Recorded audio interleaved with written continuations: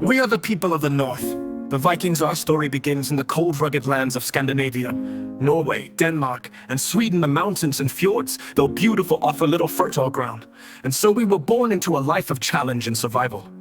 We learned to live off the sea, fishing its depths, building sturdy longhouses, and trading with nearby lands. But as our families grew, the land could no longer sustain us all. So we looked outward to the horizon where opportunity lay. Our long ships became our wings. They were sleek and fast, capable of cutting through the stormy seas and gliding up rivers as swift as the winds. Some say we were raiders, others call us traders and explorers, but we are all those things. The first time we sailed across the seas to raid, it was not out of mere greed. No, it was for survival and for glory. We struck fear into the hearts of monks in their quiet monasteries, but we also opened new paths for trade. The riches of England, Francia, and beyond were tempting. Yes, but we also craved the knowledge of distant lands, the treasures they held, and the honor of a life lived boldly.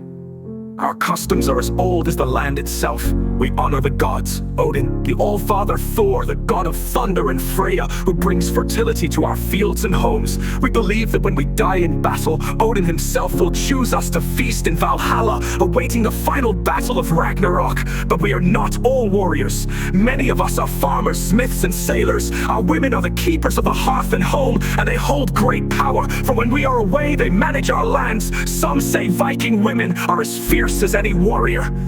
We have our taboos too. To break an oath is to invite shame upon one's name, a stain that no amount of gold or silver can erase. A man who shows cowardice is lower than a slave, but betrayal, especially of one's kid or chieftain, that is the gravest sin of oaths, and honor bind us. Those who break them are outcasts, no longer fit to walk among us. In time, our thirst for more than just survival led us to travel far. We founded cities in foreign lands like Dublin and Ireland, and we sailed beyond what most believed was possible, even reaching the lands west of Greenland. Yet, as we expanded, we did more than take. We learned from those we encountered. The Christians feared us, but many of us eventually took their gods, blending their ways with ours.